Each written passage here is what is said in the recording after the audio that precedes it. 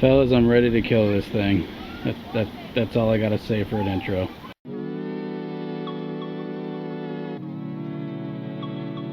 What's good, everybody? Welcome back to this episode of Car Rant. Today we are picking up right where we left off.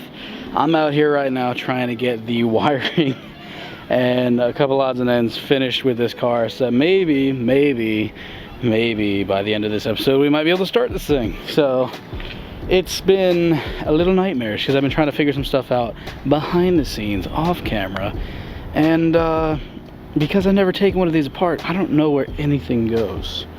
Some harnesses look like they could reach under, some harnesses look like they could reach over, some look like they reach around, and some look like they just don't reach at all. So now I have the fun job of trying to figure out what goes where and pray that I don't screw this up, because I definitely don't want to connect a timing sensor to a temp sensor, because things will never work right. As it stands right now, I've kind of like narrowed out that there are 3 main arteries going on here.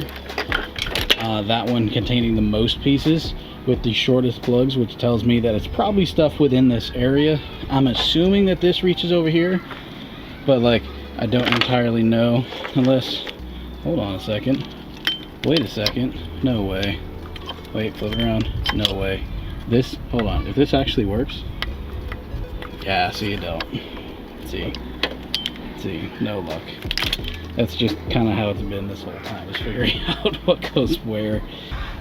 Made a little bit of progress. Now I'm going to put the starter in, just because I think some of my connections are specifically for the starter, and I need to make sure, because this is like the only plug, that these will bolt in, and more importantly, this is like identical to what I've got. So now I just got to make sure that it'll actually plug in, fit correctly, and fire the way it's supposed to. After a little bit of work and kind of figuring some things out, I now have this harness here going this way. We'll probably end up switching into the back of the block, so I think that's actually how it's meant to reach around. But that one wire has the signal for the sensor and the ground for it. It also has the AC plug on it, and then if you're looking inside the engine bay, these 2 plugs here, there's one on either side. These are made to mate to the fans. That's fan power and control. So we've got like some of these plugs figured out. This plug here feeds back into the harness. I will keep on trying to figure it out. I mean, there's some obvious ones that are in here. This one here is for the starter, because that is the cap and that's the ground thing. Over here, clearly a battery relay, right? Big old red. It's definitely a battery. These are for the ECM. It's now sitting inside of the car. I just got to continue to try and figure out what each of these dirty, nasty old plugs are and where they go. I did feed one, might have been a little premature, but I did feed a blue colored plug directly onto that, what I assume to be the tachometer, because honestly, don't see what else that one guy back there could be. So hopefully I did that right. Again, a lot of this is trial by fire here. So in a matter of 5 minutes we figured out half of this harness already. This guy's presence is magical.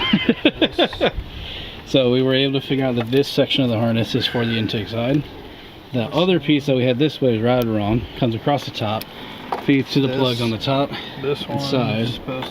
This goes here, and then this would reach down for things like the AC and whatnot. So big progress, huge step. Now I just got to figure out where some of these other miscellaneous little plugs go. My assumption is that all reaches under the car towards like the alternator and the sensors on the back of the block, because there is nothing on this side that doesn't have a plug. I'm out here right now. Here it's another day again. These things, they take multiple days, you know. That's why when I look at people like TJ Hunt and them who can like put a car together in a single day, or at least a single video, it's like freaking impressive. But I know some of what it takes to do that, and I kind of wish I had the ability to be like, oh yeah, let me overnight parts from Japan. But all that said, we kind of did. This is the water neck that we were missing. We did not have it, and for some reason it wasn't on the car at all, so I had to order a new one. It's part of what's called a thermostat housing. So for you 420A guys, Dorman makes these, and I'm pretty sure it's a direct bolt up. All right, so This is the thermostat housing. We do have a thermostat. I have to find it. I believe I threw it in the car somewhere. But this is a direct bolt up. So for anyone who is like me and couldn't find this, Dorman does make one. Amazon provides it. This guy feels like aluminum because he's super light, so you shouldn't have to worry about it warping or anything like that, or rusting. And it does have all the tap lines. So the coolant overflow tank connects to here. Your actual radiator hose connects to this guy there. And it'll all bolt together. It'll all make sense. Ian and I are actually going to be headed to Manassas to visit a junkyard out that way, because we did see a lot of eclipses there last time we were there. And we are looking for a couple of specific things. Number one being parts for a power steering setup, because I am missing the gear for the power steering, or the pulley I should say. And maybe a couple odds and ends. We're making great progress. The fact that we pretty much have this car up and running in almost a week's time is really impressive, considering it took us almost 2 months to get the green Civic up and running, or at least to the same place that we're at now. It's really impressive, and I'm very thankful that we even made it this far. Here we go. Top of there anymore. I know, the Eclipse is gone. I used to sit where that car is now. Is that a Chevy Vega? No. No, it's a Mustang. Oh, it is a Mustang. Wow, it doesn't look right. It wasn't an Eclipse, dude. Yeah. 3K GT. Already found a Mitsubishi, not a DSM one, so we gotta keep looking. This place is an army. It's actually bigger back here than it was before. Let's see. There's gallants galore. Here, you check this aisle. I'm gonna check this one. Actually, wait a sec. Did I find, hold on. Did I find it? Hold on. Did I think I found what I think I did find what I thought I'd find. Hold on. Wait a sec. That's a Gen 1 Eclipse right there. And a 3K. Wait a minute. Is this VR'd? Oh, it's the V6. I was like high-key excited until I saw it's the V6. That's alright. That's alright. We are in the right area. Here we go. This is it. We found one. How ironic. We find one car that's not what we want, and then we find the car that we do want. We got lucky with this. Holy crud. Found it immediately. Oh, that was, oh no. I just looked over. Oh, I'm so sorry. That was like my favorite color too, because it was almost like Nissan purple. But main thing over here, this has a power steering pump on it still, so we can steal that one. It also comes with some of the other little bits that we'll need. Maybe see if we can steal other parts from wherever we can. Power steering pump is out, so we now have one that we can at least scavenge parts from. Specifically, the pulley. For some reason our pulley was missing. We've also got the rad cap is now loosed. We have the bolts for the actual bolting of the piece to our assembly. Some bolts that hold the power steering reservoir in place. Right now we're stealing the battery tray and then the horn in the back. I think that would be good, at least to start with anyway. Yeah. Got everything packed in the bags. The only thing that we sadly couldn't get was the power steering idler.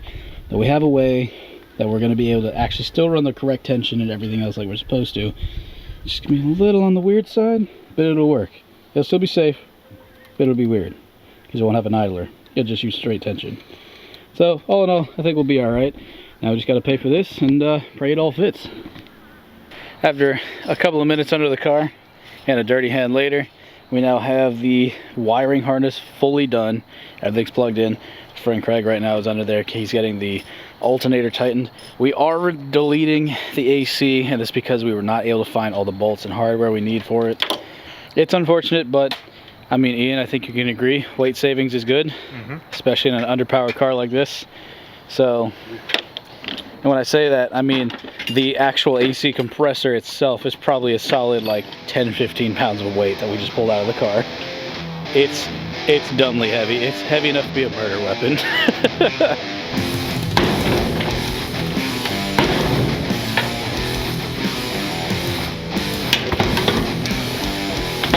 Go in your home. Hey, what do we say? Disrespect. While we had made great progress on the car, there was still more to be done. and greater battles to be fought with the electrical system. Next time, we'll be getting the engine bay completely set up to be turned on and driven for the very first time. And with that, thank you all for watching. God bless you guys. I will see you next time. Peace.